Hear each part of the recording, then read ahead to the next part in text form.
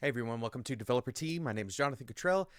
My goal on the show is to help driven developers like you find clarity, perspective, and purpose in their careers. Today's episode is going to be very short, and it's going to be about a very large topic. Um, Actually, it's about all large topics in a way. Today, we're going to talk about the concept from philosophy called hyperobjects. What is a hyperobject?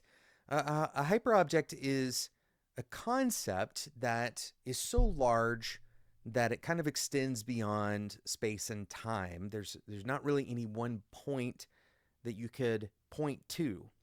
The concept, for example, the concept of global warming is a good example of a hyperobject. Um, the this framework comes from a guy named Timothy Morton. And generally speaking, this isn't very specific to engineering, but the concept is useful when thinking about different problems that we might encounter, especially problems that are organization wide at a company, for example, right? Now, it would be hard, you'd be hard pressed to compare any problem that you're facing at your company with global warming. That's not the idea that's being presented here. Instead, the idea is to think about the shape of the problem that you're trying to solve, and it may be as far as the problem is concerned with your particular scenario.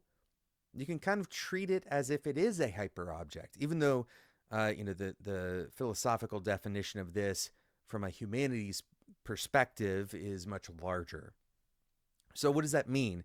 Well, let's imagine kind of the opposite, right? The opposite of a hyperobject would be a very clear point in time concrete object, right? And so you can think about this kind of like as a spectrum from a very clear point in time concrete object all the way to something that doesn't really have clear boundaries. The boundaries are not really obvious.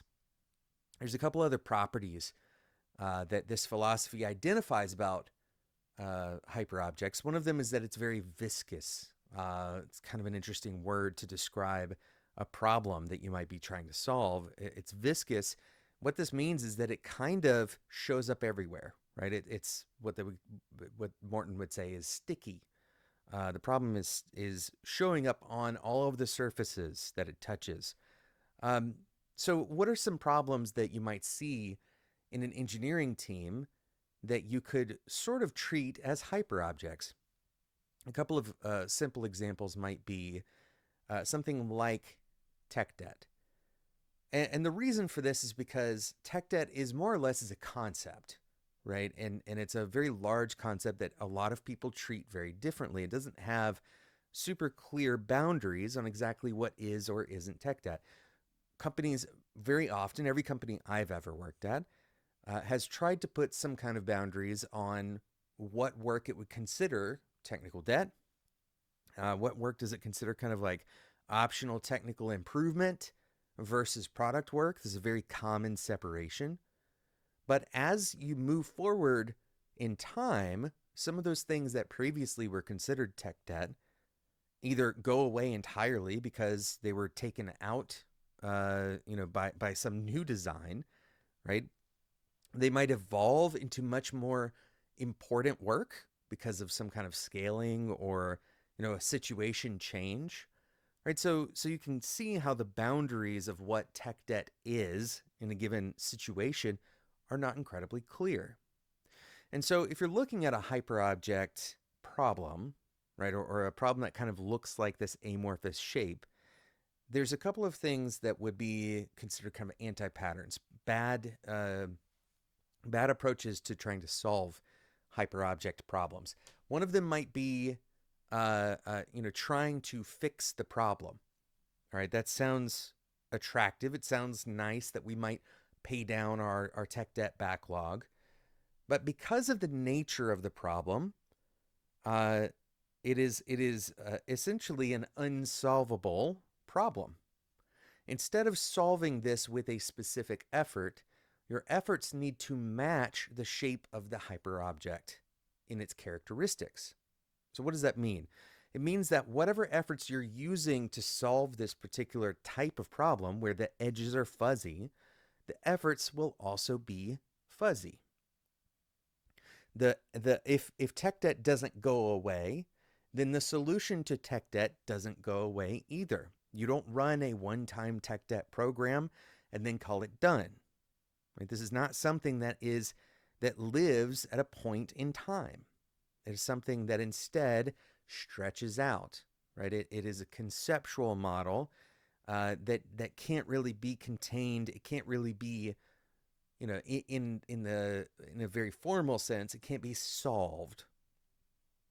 So some other examples of this might be things like user experience or developer experience, right? Even things like performance management. These are concepts that we try to put frameworks in place. Now I want to kind of draw a distinction between framework programs, right? In other words, you're going to practice performance management as an engineering manager, right? You may have performance management conversations, you may have calibrations, you may have promotion conversations. You have all of these kind of individual atomic events that happen, but there's not a solution to performance management. There's many different responses to the existence of this problem, right? To the existence of the hyperobject that is performance management. So we need to think about this in terms that are less concrete because the problem is not concrete. When we try to create a framework for solving these problems, which can be effective for getting things that we care about, what we're essentially doing is we're trying to determine a part of this problem, or we're trying to maybe take a snapshot in time, right? That's essentially what we do when we have a performance management conversation. When we set up some kind of expectations for engineers using a competency matrix, right? This is a snapshot in time.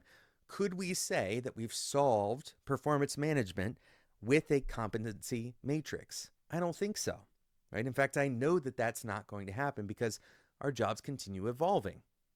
And this is exactly what a hyperobject does.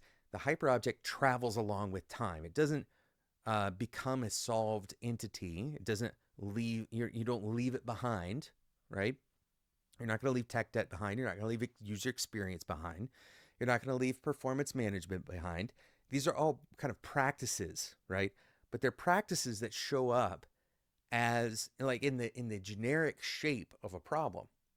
And so because the edges are fuzzy, because it's hard to say, what is the definition of done when you're trying to operate on a hyperobject like performance management, there isn't one. Instead, what we do is we kind of take snapshots, right? We snapshot in time, we snapshot a particular effect. So instead of saying we're solving performance management, we might say that we're trying to scale the company in order to meet a particular demand. We're not solving performance management. We're operating inside of that problem. We're essentially interacting with the hyperobject. In the same way, this is kind of a freeing idea. You will never be rid of tech debt. You may have less of it for a certain point in time, but because technical debt is something that interacts with market forces, right? Because it's something that is a larger problem that exists even beyond your company. It exists in other companies. And so you may be responding to other people's technical debt by taking on some of your own. There are an enormous number of considerations that you would have to make that are never going to be able to be made in total, right? So you may be able to respond to however the hyperobject is acting, right? If we want to kind of personify technical debt is going to continue on its journey. It's going to continue growing or shrinking. It's going to continue responding to other forces, market forces, hiring, even technical forces. So there may be some kind of technical change in the environment that implies that you have less or more or different kinds of technical debt that you need to adopt into your working environment. So what we should do, instead of viewing these hyper objects as something to try to be contained, we should instead focus on what are the outcomes that we care about inside of this problem. We're never going to get to the outside of it. We're never going to contain it. We're never going to finish designing, right? Design is another. It's kind of similar to user experience. Design is a always happening thing. It's an emergent property of the work that we do. So we're never going to be quite done with that. And it's not. I also want to draw another distinction here, that it's not because we are overly perfectionistic. That's not the same thing as what I'm talking about here. Instead, the concept of being done with design implies that there is some kind of terminal state. There's some terminal landing point where no more problems emerge that are under the umbrella of design. If you were to land at that point, then this hyperobject kind of goes away, right? Another example of a hyperobject might be hunger. This is something that will always be responding to different forces, a very dynamic system. And when I talk about hunger, I mean kind of a worldwide phenomenon. Does it change over time? Absolutely, right? We have hunger, worldwide hunger, especially as a phenomenon that people experience individually, has gone down drastically. But it doesn't mean that the concept is gone. We can't suddenly, stop hunger. Hunger is something that happens as a part of, the experience of being human. It changes over time. The kinds of food that we have access to change over time. You could imagine that hunger is actually, is a larger concept that goes beyond just desire for food. It may actually be a relationship to food, right? So there's all of these ways that these kinds of problems are intractable. You can't really put a container on them. You can't really find them in space and time. No one person can really fit it all in their head usually, right? Multiple people have different angles on the same hyperobject type problem. And so if we can let go of this, kind of core driving idea that we might have a solution to this one day, instead we accept that we never will, right? If we accept that instead we should look at different problems, or at least look at a snapshot of that problem, then we can more justifiably spend our time on certain initiatives, right? On certain projects that might take out an important chunk of what we would call technical debt.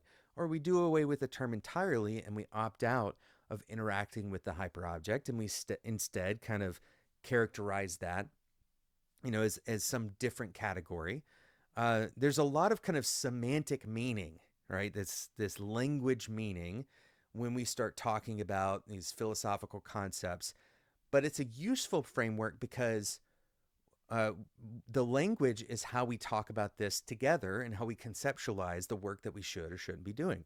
Language and semantics are really how we develop things like goals and definition of done. It's how we, derive some kind of requirements for products that we're building. So it is important to be able to conceptualize these ideas. This framework or way of thinking about big problems that are intractable. My hope is that if you're listening to this and you've encountered this kind of initiative where you really want to kind of take on the world, you want to take on the entire tech debt backlog, pay it all down, and then try to keep it all down. Hopefully this will help you kind of reset your thinking around these larger problems that are never quite done. Thank you so much for listening to today's episode of Developer Tea. I hope you enjoyed this episode. We are continuing to record these both audio and video now. This is after 10 years of doing this podcast. We finally started doing video. We're going to be rolling out these videos over the next month, 2 months, 3 months. It takes some time to change our processes so that we have a video editing aspect to what we're doing with production. So thank you for your patience. Thank you so much for listening. If you enjoyed this episode, please do. Well, there's a couple things you can do. One, you can leave a review in iTunes. You can subscribe on YouTube if you find this on YouTube. You can join the Developer Tea Discord community and come and talk about these episodes. That's at developertea.com/discord. It's totally free. Always will be for people who listen to this show. Thank you so much for listening. And until next time, enjoy your tea.